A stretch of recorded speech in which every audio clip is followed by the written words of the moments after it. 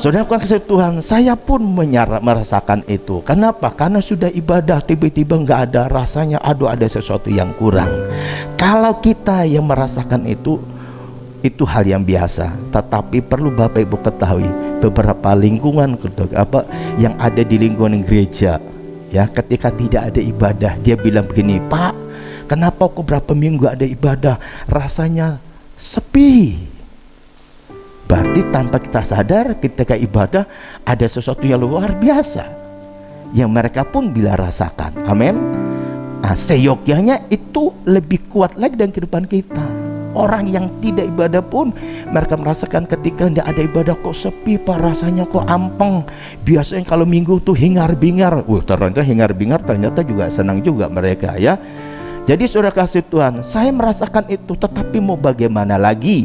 Karena memang sudah kita bicara dengan Bu Kelurahan, dia bilang begini, waktu ada saudara kita yang terindikasi COVID, Pak, tolong Pak, gereja off dulu ya. Mau tidak mau dengan berat hati, saya tidak adakan ibadah. Tapi cuman dua minggu, Natal sampai sekarang kan terus ibadah toh. Makanya untuk minggu selanjutnya ketika dibuka link untuk pendaftar ibadah, jangan sampai yang ketinggalan, paling awal mendaftarkan diri. Amin. Berikan sorak-sorai buat Tuhan ya. Itu tandanya kita serindu dekat dengan Tuhan sesuai dengan pujian tadi. Saudara kasih Tuhan, berapa tahun yang lalu ketika kita mengadakan Natal, ya, sebelum masa pandemi, biasanya pada waktu kita mau persiapan Natal, ya, pada sudah persiapan Natal itu biasa kita bentuk panitia, dan masing-masing panitia di setiap sesi mengerjakan, mempersiapkan sesuatu yang berhubungan dengan Natal. Yang tidak kalah pentingnya biasa Natal itu baik WBI, baik IUT maupun para pemusik biasanya semangat untuk apa? Membuat seragam. Wah, biasanya kalau Natal tuh waduh mikir seragamnya apa, warnanya apa, modelnya seperti apa, waduh lalu nanti kita jahitnya di mana dan sebagainya. Waduh, itu sebelum masa pandemi, ya. Jadi semangatnya luar biasa. Kenapa? Karena mau Natalan itu mau pakai seragam yang baru, ya Bu ya. Tapi saudara kasih Tuhan, ketika kita sudah mau merencanakan mau buat seragam itu, pasti sebelum itu kita lakukan, maka biasanya ada pembicaraan. Misalnya WBI atau YUT atau KIT, ada pembicaraan. Setelah dibicarakan, kita sepakat tuh untuk seragam, kita bicarakan, lalu kita sepakati, kemudian kita persiapkan. Supaya apa? Supaya apa yang kita inginkan, apa yang kita rindukan tentang pakai itu bisa terlaksana. Ketika kita sudah sepakat tentang warnanya, kita sudah sepakat tentang modelnya, lalu kita persiapkan, lalu kita datang kepada tokoh, ya, ke tukang jahitnya maksud saya. Ketika kita datang ke tukang jahitnya, belum tentu tukang jahitnya langsung motong begitu, pasti tidak seperti itu, ya Bu ya. Ketika kita datang, tukang jahitnya tanya begini, mau apa Pak? Ada apa Pak? Atau ada apa Bu? Kita pasti bilang gini, kita mau jahit pakaian. Pakaian apa? Baju atau celana. Setelah kita sudah ngomong begitu, lalu tukang jahitnya persiapan segala sesuatu yang dia persiapkan. Apa itu? Pengukur. Diukur semuanya. Setelah diukur, dia tanya modelnya seperti ini dan sebagainya. Setelah semuanya kita sudah ke tukang jahit dan diukur, lalu tukang jahitnya mengukur. Setelah diukur, dipotong. Setelah dipotong, dijahit. Setelah dijahit udah selesai semuanya, dia kasih tahu kepada kita, Pak, Bu, pakaiannya, seragamnya sudah selesai. Saudaraku dikasih Tuhan, mau membuat seragam saja butuh yang namanya persiapan, ada pembicaraan, ada kesepakatan. Setelah kita sudah berbicara, kita sepakat dan kita persiapkan, lalu kita datang ke tukang jahitnya, dan setelah itu diukur, dijahit sampai selesai. Artinya apa? Untuk mendapat sebuah baju seperti ini butuh persiapan. Ada tahap-tahap yang harus dikerjakan. kerjakan. Tidak otomatis jadi baju, tapi ada tahap-tahap yang harus dikerjakan, yang harus dibicarakan dan dipersiapkan, sehingga jadilah sebuah baju yang saya pakai dan juga yang Bapak Ibu pakai hari-hari ini. Saudara, kalau baju saja, kita membuat baju saja butuh persiapan. Ternyata ketika saudara dan saya punya kerinduan untuk menjadi anak Tuhan yang memiliki kualitas, atau dengan kata lain menjadi anak Tuhan yang berintegritas, tidak jadi begitu saja. Ada prosesnya. Ada tahap-tahap yang harus kita kerjakan. Tidak cukup hanya jadi, oh aku sudah anak Tuhan, aku sudah ke gereja, aku sudah ikut Tuhan sudah sekian tahun. Tidak cukup seperti itu. Oleh karenanya mari kita lihat apa tahap-tahap yang harus kita lakukan atau langkah-langkah untuk menjadi hidup yang berintegritas. Mari kita buka firman Tuhan dalam Filipi pasal yang kedua. Filipi pasal yang kedua mulai dari ayat pertama hingga ayat ke-11. Filipi pasal yang kedua ayat yang pertama hingga ayat yang ke-11. Tapi kita membacanya mulai dari ayat yang ke-5 hingga ayat yang ke-11. Nasihat supaya bersatu dan merendahkan diri seperti Kristus. Perhatikan di dalam pembacaan kita pagi hari ini. Demikian firman Tuhan ayat yang ke-5.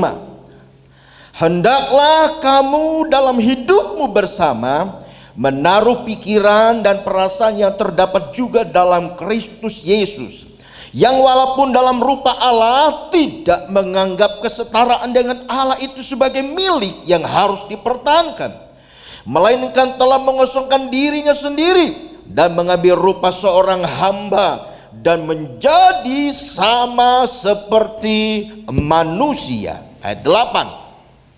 Dan dalam keadaan sebagai manusia ia telah merendahkan dirinya dan taat sampai mati, bahkan sampai mati di kayu salib.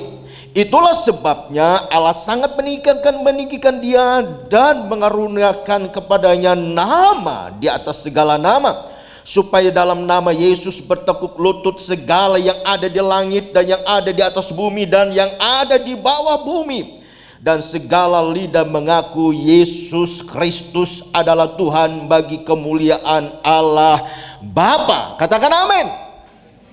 Saudaraku dikasih Tuhan, apa yang kita baca, apa yang kita lihat, yang kita sudah simak bersama-sama dalam Filipi pasal yang kedua, di situ satu nasihat yang luar biasa yang Paulus berikan kepada jemaat Tuhan yang ada di Filipi, supaya apa? Supaya memiliki kesatuan dan merendahkan diri seperti Kristus. Jadi ketika saudara dan saya sebagai umat Tuhan, sebagai orang percaya, ketika kita sudah mengikut Kristus, menjadi satu anggota dalam sebuah gereja, Tuhan tidak mau kita hanya menjadi anggota gereja. Tuhan tidak mau saudara dan saya hanya menjadi pengikut Kristus, akan kata Kristen, tetapi Tuhan mau supaya hidup saudara memiliki integritas yang luar biasa. Pertanyaannya, apa langkahnya? Apa yang harus kita kerjakan? Apa yang harus kita perbuat jika kita merindukan supaya kita menjadi anak Tuhan yang memiliki hidup yang berintegritas? Kita lihat bagian yang pertama, sudah kasih Tuhan. Yang pertama, supaya hidup saudara dan saya menjadi hidup yang berintegritas. Yang pertama, biarlah kita menjadi orang yang mau meneladani Kristus, atau menjadi orang percaya yang mau meneladani Kristus. Apa teladan yang mau kita ikuti dalam kehidupan Kristus? Di situ dia katakan ia memiliki kerendahan hati. Kemudian ia memiliki ketaatan. Kemudian ia juga memiliki belas kasihan, bahkan sampai pengorbanannya di atas kayu salib. Rendah hati. Ayat yang kelima tadi bilang begini, hendaklah kamu dalam hidupmu bersama menaruh pikiran dan perasaan yang terdapat juga dalam Kristus Yesus, yang walaupun dalam rupa Allah tidak menganggap kesetaraan dengan Allah karena itu sebagai milik yang harus dipertahankan, melainkan ia telah mengosongkan dirinya dan seterusnya mengambil rupa seorang hamba. Yesus sekalipun memiliki kesetaraan dengan Allah, tapi ia tidak merasa sombong, tidak perlu dipertahankan itu. Ia tetap rendah hati. Kerendahan hati penting dalam kehidupan kita sebagai dia Tuhan, sebab manusia ini rentan sekali. Kalau dia dulunya nggak punya apa-apa, setelah punya segala sesuatunya, itu gampang membuat kita menjadi sombong. Ya Pak ya, entah itu hal kekayaan atau pendidikan, gampang manusia disombong. Tapi kalau kita menjadi anak Tuhan yang berintegritas, mari kita belajar melalui kehidupan Kristus. Apa itu? Dia rendah hati. Rendah hati. Nggak ada sesuatu yang mau disombongkan, nggak ada sesuatu yang perlu. Waduh, akhirnya membuat kita jadi lupa diri. Seorang hamba Tuhan yang patut untuk kita teladani. Seorang hamba Tuhan namanya Bapak Pendeta Julius Ishak bilang begini. Kalau kamu sekolah, lalu kamu pinter, kamu punya gelar, dia bilang begini, pesannya baik sekali. Walaupun kamu pinter, kamu punya gelar sederet, tapi biarlah bukan ini yang memimpin hidupmu, tapi ini. Kalau hatimu yang memimpin pikiranmu, kamu akan tetap rendah hati sekalipun kamu orang pinter. Tapi kalau ini yang memimpin hidupmu, wah, kamu akan menjadi orang yang bisa menjadi orang yang tinggi hati dan sombong. Lalu Yusuf Roni pernah bilang begini, kalau engkau sukses dalam dunia pendidikan kah, dalam dunia usaha kah, atau kedudukanmu kah, mungkin kedudukan kita tinggi di sebuah kantor di mana kita bekerja, Yusuf Roni berpesan begini, miliklah ilmu padi. Padi kalau berisi dongak apa tunduk? Artinya apa? Pesan apa yang disampaikan? Rendah hati. Bilang kiri kananmu, Tuhan mau kita rendah hati loh. Jangan sombong, jangan lupa diri. Saya seringkali melihat begitu, saudara. Dulunya orangnya biasa, dulunya orangnya care dengan kita. Setelah punya, ketemu kita pun pura-pura tidak kenal. Pura-pura tidak kenal, negur juga orang.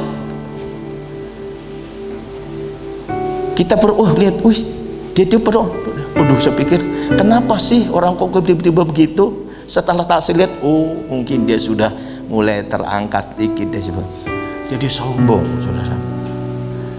Ya, jadi sombong. Tapi hari ini, pagi ini, teladan yang patut untuk kita ikuti supaya saudara menjadi anak Tuhan yang hidupnya berintegritas. Mari kita meladani Kristus. Rendah hati, taat, memiliki hati penuh belas kasihan, bahkan sampai mati di atas kayu salib. Amin. Luar biasa. Apapun status sosial kita, mau kita kaya ke mau pinter, ingat semuanya sementara. Saya merenungkan, saudara kasih Tuhan, setelah masa pandemi ini, saudara kasih Tuhan, di masa kecil saya bisa bersama orang tua saya. Saya kadang teringat masa-masa kecil saya sama bapak sama ibu. Pada waktu ingat itu biasanya air mata nggak terbendung, ingat orang tua.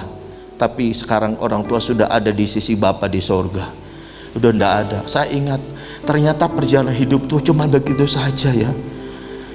Kita pernah masa kecil, remaja, pemuda, masih sendiri sampai keluarga. Sekarang sudah usianya sudah setengah abad, 50 tahun saya merasa ternyata saya hidup di dunia 50 tahun ya sekarang ya.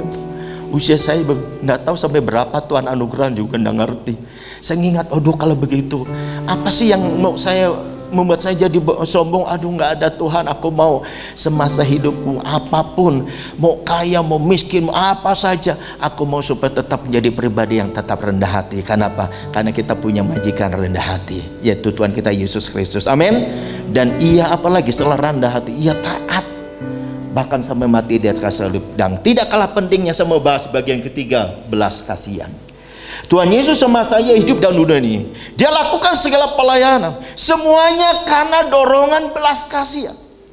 Karena hatinya tergerak, hatinya betul-betul memiliki dorongan yang luar biasa. Saya beri contoh dalam firman Tuhan dalam Injil Matius pasal yang ke-15 ayat yang ke-32 hingga ayat 39. Banyak orang-orang yang mengikut Yesus pada waktu itu. Setelah dilihat berapa hari dan mereka tidak makan, Tuhan Yesus aku mau supaya kamu pulang, tidak ada yang pingsan dengan jalan, karena itu beri mereka makan. Lalu Tuhan Yesus lakukan mujizat, ya, 7 kedai roti, dibuat mujizat Tuhan, akhirnya membuat orang makan 4.000 orang. Jadi Tuhan Yesus lakukan semuanya itu karena belas kasihan, karena hatinya penuh dengan belas kasihan. Ketika dia menunjukkan belas kasihan, dia tidak hanya berbicara tentang rohani, tapi juga dia perhatikan kebutuhan secara finansial, kebutuhan secara jasmani. Mungkin ada film foto sebenar, tak suruh lihat. Sebelum kita bahas lebih jauh di bagian ini. Natal Youth kemarin, bahkan juga Natal Kid, kita nggak ada ibadah seperti tahun lalu. Tapi Natal kemarin, Youth khususnya, mereka berbagi. Mereka buat ada kurang lebih ada berapa, 60 dus apa 60 makan. Berapa? Hah? 80. Dan itu mereka bagi. Ini mereka pergi ke orang-orang yang lagi kerja apa di situ, sawah atau apa gitu. Mereka berbagi. Bahkan Kid pun kemarin mereka sudah nabung berapa minggu, dan tabungan mereka terserah mereka suruh ngasih kepada siapa.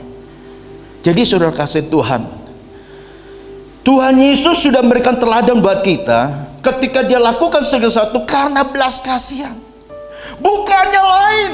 Sekalipun ada orang yang tidak suka, sekalipun ada orang yang tidak menyayang apa yang dia lakukan, tetapi itu tidak mengurangi semangat Yesus menyatakan belas kasih bagi orang-orang yang membutuhkan pertolongannya. Jadi Gereja Bethel Indonesia tahun 2021, kita tidak hanya melakukan pelayanan di dalam secara rohani, tapi kita mau melangkah keluar. Amin. Yang setuju berikan kemuliaan bagi nama Tuhan.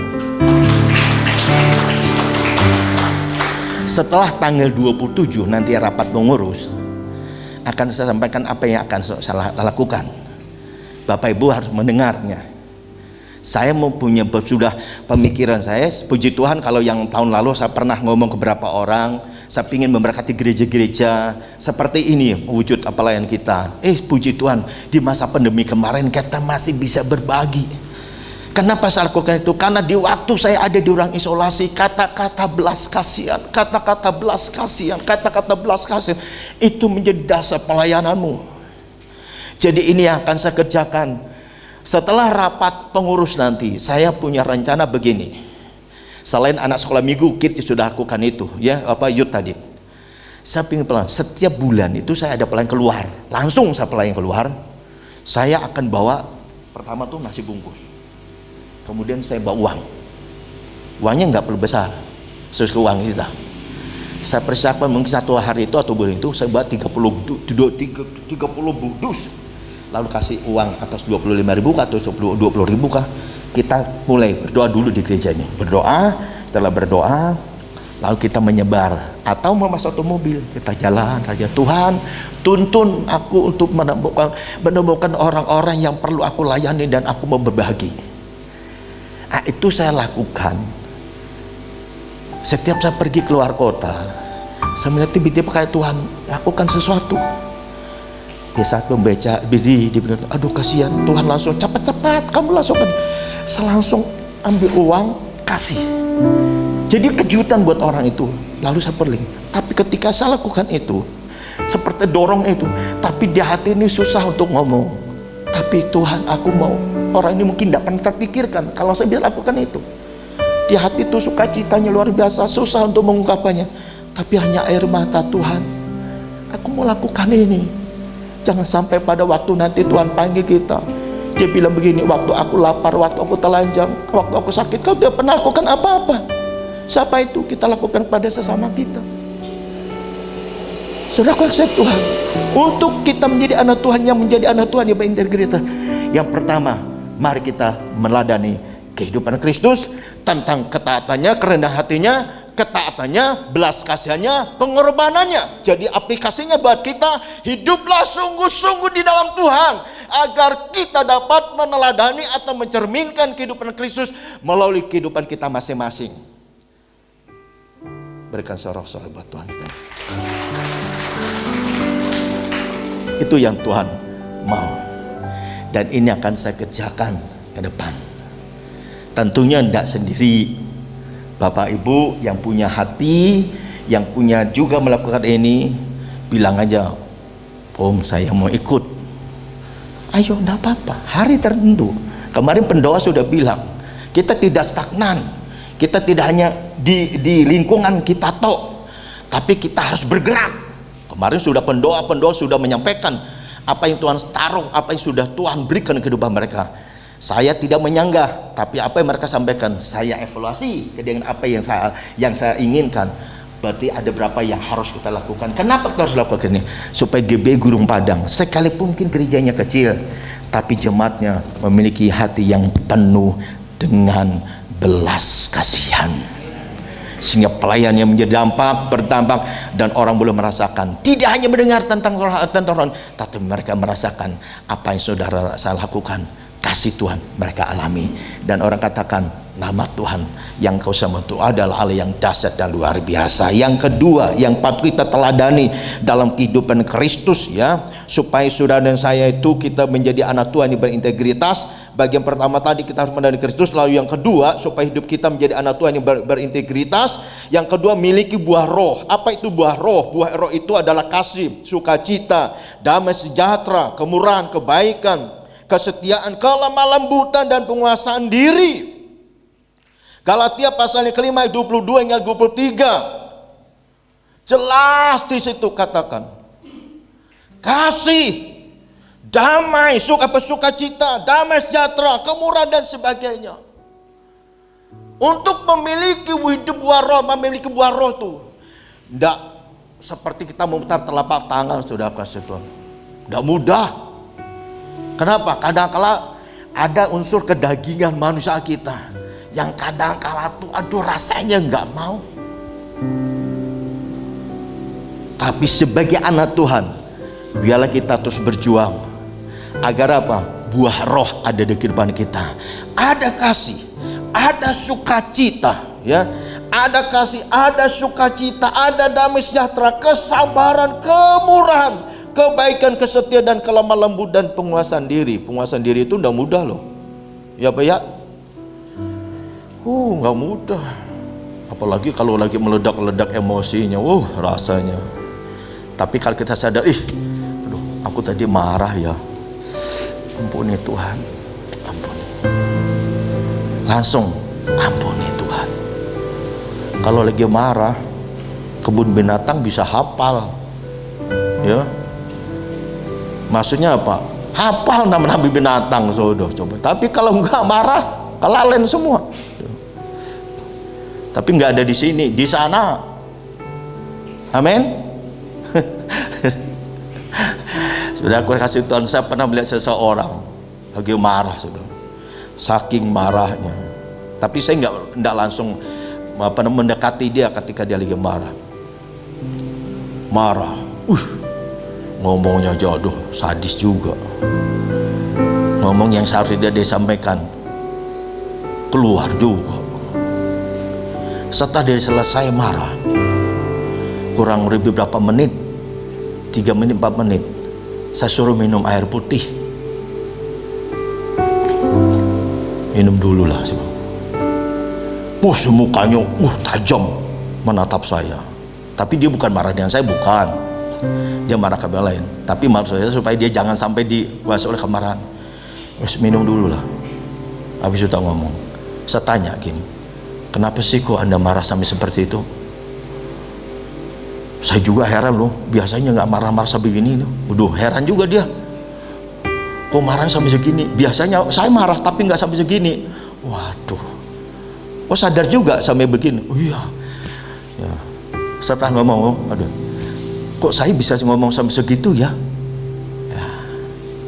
Suruh minum air putih yang banyak biar adem. Habis minum air putih, minta ampun dulu dengan Tuhan. Tuhan, aku minta ampun. Aku bisa ngomong seperti ini dengan orang ini ya. Setelah dia minta ampun dengan Tuhan, panggil orang yang marah tadi. Bilang, aku minta maaf. Aku tadi tidak bermaksud marah kamu seperti itu, tapi di luar kendali. Maaf ya. Tadinya waktu marah, luar biasa. Tapi setelah dia sadar itu salah. Lalu dia minta ampun dengan Tuhan. Lalu dia panggil lagi orang yang dia marah. Aku minta maaf ya. Yang tadi mungkin mau bersetegang, tapi karena sudah minta maaf, akhirnya langsung sama-sama nangis. Aku minta maaf Pak. Aku yang salah. Aku minta maaf. Aku juga minta maaf kalau aku tadi ngomong yang kasar. Hubungan tetap baik. Kenapa? Ada pengendalian diri. Boleh nggak marah? Boleh. Saya juga kadang-kadang marah kok. Tapi marahnya nggak perlu kencang-kencang. Sama anak saya pernah. Anak saya lagi kecil, eras, zamannya eras. Saking kesuhunya saya, dibilangnya nggak mau. Kan ada gasing yang pakai ini dulu, gitu. Tahu dong? Dia lagi main, tak bilangnya nggak mau. Saking kesuhunya, saya ambil tarik penuh, tak sabat, tes di kakinya. Setelah sepukul 2 kali, meraung-raung, nggak berhenti nangisnya. Karena nggak berhenti nangis, saya pun ikut nangis, sudah. Langsung di tempat dia tidur. Ras, Papa minta maaf, Ras. Papa nggak mau lagi kayak gini. Sejak itu saya nggak pernah mau kekerasan. Betul-betul penyesalan. Kok aku sampai seperti itu? Kok galak teman sama anak dulu? Sekarang aku nggak mau lagi. Sekalipun masih ada darah Kalimantannya, ya tetap sabar. Amin. Ya kadang-kala ya muncul juga. Tapi Tuhan ampuni. Saya nggak mau segalak itu. Nangis sudah, nangis saya. Pak, peluk rasa-rasa Papa minta maaf, Papa minta maaf. Papa nggak mau lagi kayak begini, nggak mau lagi. Papa nggak mau lagi kayak begini. Marah Papa suara, nggak mau lagi kaki tangan. Betul-betul. Jadi saudara kasih Tuhan, supaya hidup saudara dan saya menjadi anak Tuhan yang berintegritas. Yang pertama tadi, meladani Kristus dalam hal ketaatannya, kerendahan hatinya, belas kasihnya, dan sampai pengorbanannya di atas kayu salib. Yang kedua, miliki buah roh dalam kehidupan kita.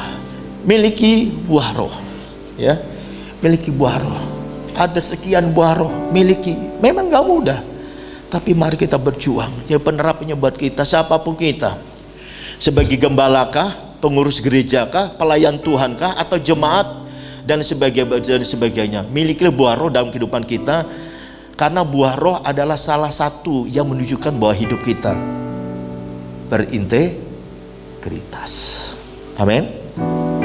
Itu miliki buah roh. Memang ini yang perlu kita tunjukkan sebagai gereja Tuhan.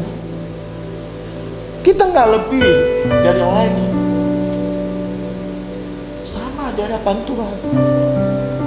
Ini yang Tuhan mau masa-masa akhir ini, supaya orang ngerti bahwa hidup kita tuh betul-betul anak Tuhan. Ada buah roh, ada kasih, ada sukacita, ada damai sejahtera, ya, ada penguasaan diri, kemurahan, kebaikan, kesetiaan, dan penguasaan diri, dan seterusnya. Ini yang Tuhan mau dalam kehidupan kita, jemaat Tuhan Gebelung Padang, supaya orang merasakan ada sesuatu yang berbeda dalam kehidupan kita. Yang ketiga, yang terakhir, supaya hidup saudara dan saya menjadi anak Tuhan yang berintegritas. Langkah yang ketiga itu adalah hidup yang tidak diperbudak oleh keinginan daging dan hawa nafsu duniawi. Hidup yang tidak diperbudak oleh keinginan daging dan hawa nafsu duniawi. Dalam firman Tuhan berkata demikian, barang siapa menjadi milik Kristus, ia telah menyalibkan dagingnya dan segala hawa nafsu keinginannya. Apa itu keinginan daging dan hawa nafsu? Ya, di situ dikatakan demikian, yaitu menimbulkan percabulan, kecemaran, ya,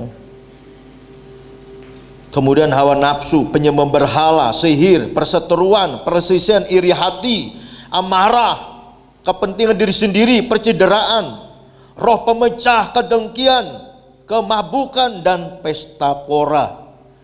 Galatia pasal yang ke-5 ayat ke-19 hingga ayat ke-21. Ya. Jadi percabulan, kecemaran, hawa nafsu ini berhubungan dengan pergaulan yang bebas. Ya. Pergaulan bebas yang lebih menyukai hal-hal yang berhubungan dengan perbuatan-perbuatan yang menyimpang. Pergaulan bebas baik laki-laki antara laki maupun antara laki dan perempuan. Jadi ini lebih ke sana arahnya. Kemudian di situ lagi selain itu tadi, selain dikatakan percabulan, kecemaran, dan hawa nafsu, kemudian penyembah berhala atau sihir. Berarti ini ada berhubungan dengan hal-hal yang berbau mistis. Orang Kristen kadang-kala kalau menghadap kesusahan, kadang-kala masih ada yang begini, lari kepada orang pintar dan sebagainya. Seyogyanya jangan sampai. Kenapa? Kalau sudah lari kepada hal begitu, itu sudah mendua hati namanya, ya, mendua hati. Dan seterusnya sudah kekasih Tuhan, dan saling penyembah berhala, kemudian perseteruan, pelisian. Ini berhubungan dengan hubungan satu yang lain, ya, salah paham dan sebagainya, sehingga menimbulkan tadi yang saya singgung sedikit, kita bisa marah dan sebagainya. Kemudian yang seterusnya, di situ dikatakan di bagian terakhir itu, yaitu dikatakan pesta pora, kemabukan. Kecenderungan manusia pasti senang yang namanya hal ini, pesta dan sebagainya. Boleh nggak? Boleh, nggak salah kok. Tapi kalau kita sudah dibelenggu dan diperbudak hal itu, repot. Boleh nggak makan? Ya boleh. Buktinya habis ibadah kita kan pasti, karena belum makan pagi, pasti habis ini kan cari makanan, betul nggak? Normal orang makan, ya, normal hal itu, karena manusia kita kok. Tapi kalau kita sudah diperbudak keinginan daging yang berlebihan, ya, tentang pergaulan bebas, berhubungan dengan penyembah berhala, dan juga karena hubungan kita tadi akhirnya hubungan kita tidak bahkan terjadi pertengahan dan sebagainya, jangan sampai. Tetapi kalau kita makan sewajarnya tidak masalah, karena tubuh kita harus sehat. Oleh karenanya, supaya saudara saya menjadi anak Tuhan yang berintegritas, langkah yang ketiga, jangan sampai kita dibelenggu, diperbudak oleh keinginan daging dan hawa nafsu yang membuat kita akhirnya terjerumus dalam pergaulan yang tidak benar, ya. Jadi penerapannya bagi kita sekalian, bagian yang ketiga ini, di situ katakan kebutuhan hidup manusia memang banyak, kompleks sekali. Tapi jangan sampai keinginan daging dan hawa nafsu menguasai kehidupan kita, ya. Jangan sampai memperdagkan kita, akhirnya hidup kita menjadi sia-sia. Jadi tiga hal ini harus kita perhatikan pagi hari ini, langkah-langkahnya agar kita menjadi hidup yang berintegritas. Saya ingatkan sekali lagi, yang pertama, mari kita meneladani Kristus. Yang kedua, hidup di Roh Kudus atau buah roh ada di kehidupan kita, miliki buah roh. Lalu yang terakhir, hidup yang tidak diperbudak oleh keinginan daging dan hawa nafsu duniawi, supaya apa? Hidup kita tidak menjadi sia-sia. Oleh karenanya pagi hari ini saya rindu apa yang kita dengar pagi ini, dan satu kerinduan supaya firman Tuhan memberkati kita semua. Hidup ini memang perjuangan, termasuk untuk menjadi anak Tuhan berintegritas pun perlu perjuangan dengan segenap hati, dengan sungguh-sungguh. Sebab ketika kita berjuang bersama Tuhan, maka Tuhan memampukan kita untuk apa? Menjadi anak Tuhan yang memiliki integritas yang luar biasa. Inilah firman Tuhan pagi ini. Tuhan Yesus memberkati kita sekalian. Mari kita bersama-sama berdiri, kita mengucap syukur untuk firman Tuhan. Terima kasih Bapa, terima kasih, haleluya Tuhan. Terima kasih Tuhan, terima kasih Tuhan, ku menyenangmu. Terima kasih Bapa, terima kasih Bapa, haleluya Tuhan.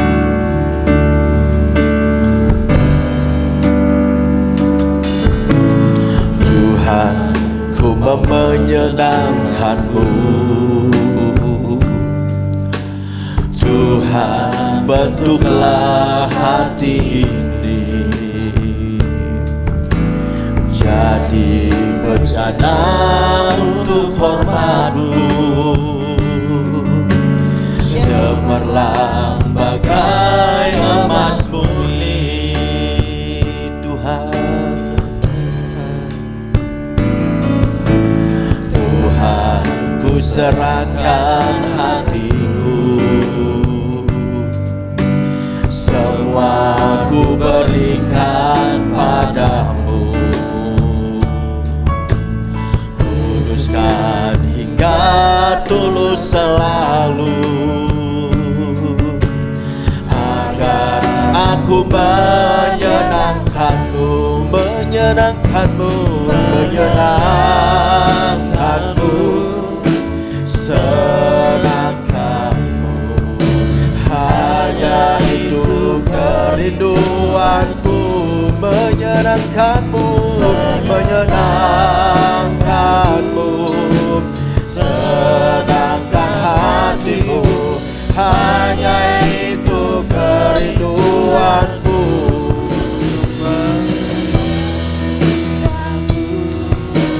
senangkan-Mu.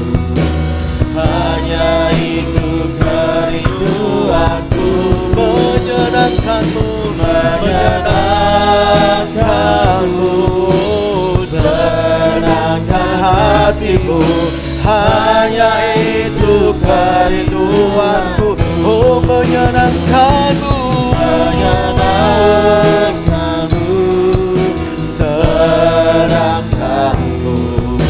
Hanya itu kerinduanku, menyenangkan-Mu, menyenangkan-Mu, senangkan hatimu.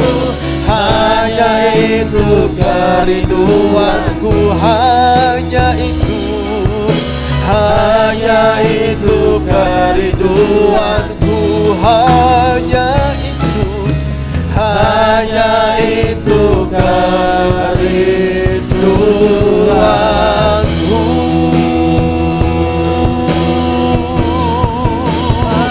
Haleluya, haleluya,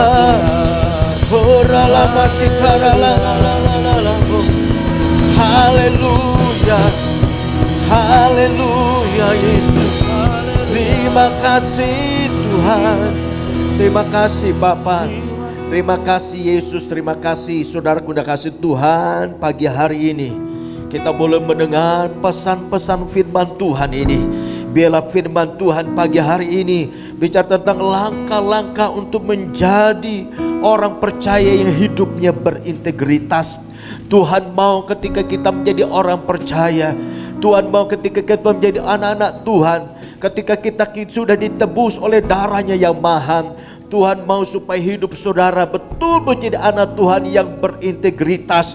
Supaya menjadi anak Tuhan yang berintegritas, Tuhan mau supaya kita meneladani kehidupan Kristus. Yang kedua, kita mau hidup selalu memiliki buah roh. Ada buah roh yang ada di kehidupan kita. Dan yang ketiga, supaya saudara saya tidak hidup diperbudak oleh keinginan daging dan hawa nafsu dunia yang menyesatkan, akhirnya buat hidup kita menjadi sia-sia. Tapi bila kita terus dimampukan oleh Tuhan, supaya kita tetap ada dalam jalan-jalannya Tuhan, supaya hidup saudara saya tidak diperbudak oleh keinginan daging dan hawa nafsu dunia yang menyesatkan, tapi hidup saudara dipimpin oleh kuasa Tuhan, dan saudara saya boleh menyenangkan hati Tuhan. Pagi hari ini angkat tanganmu di hadapan Tuhan. Tuhan Yesus, hamba-Mu berhenti berbicara, tapi bila Roh yang Kudus untuk bekerja atas kami, supaya firman Tuhan yang kami dengar pagi hari ini tidak kembali dengan sia-sia, tapi firman Tuhan memberkati kami semuanya.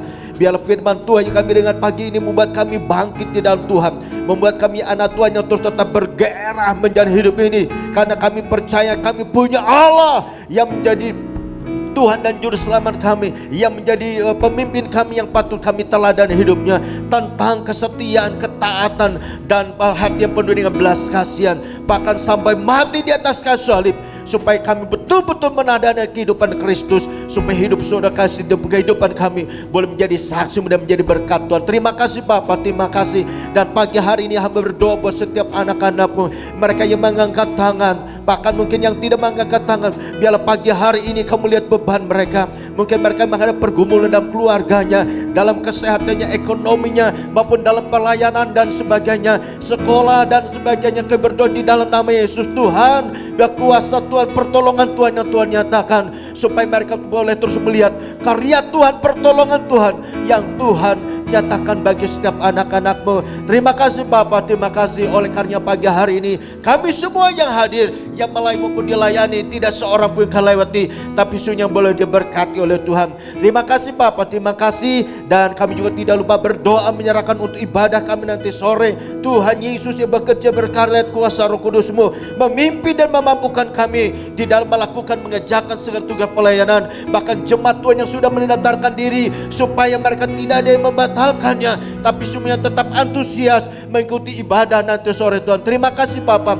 terima kasih. Dan kami terus berdoa buat kemajuan dan pekerjaan Tuhan di tempat ini. Kami rindu supaya 5 generasi jemaat Tuhan tempat ini terus Tuhan pakai untuk menjadi berkat dan nama Tuhan dipermuliakan. Terima kasih Bapa. Sebentar kami akan berpisah satu yang lain, seperti Tuhan menuntun kami pada waktu kami berangkat, demikian juga waktu kami pulang, penyertaan Tuhan sempurna. Kami boleh pulang tiba di rumah dengan tidak kurang suatu apapun. Terpuji-pujilah nama-Mu. Di dalam nama Tuhan Yesus Kristus kami sudah berdoa dan mengucap syukur untuk pimpinan Tuhan, penyertaan Tuhan dalam ibadah ini, dari awal, pertengahan, sampai di penghujung ibadah ini. Haleluya, haleluya. Mari kita bersama-sama menerima berkat pada Tuhan dan angkat kedua tangan-Mu, agar berkat Tuhan terus tercurah dalam kehidupan setiap kita semuanya. Tuhan memberkati engkau dan melindungi engkau. Tuhan menyinari engkau dengan wajahnya dan memberi engkau kasih karunia. Tuhan menghadapkan wajahnya kepadamu dan memberi engkau damai sejahtera. Sekarang saudaraku dikasih Tuhan, pulanglah dan terimalah berkat dari Allah Bapa, kasih sayang di dalam Tuhan kita Yesus Kristus, serta persekutuan dengan kuat kuasa Roh Kudus menyertai kita sekalian mulai saat ini sampai Maranatha. Yang percaya dan berkati Tuhan, kita sepakat berkata amin. Tuhan Yesus berkati kita semuanya.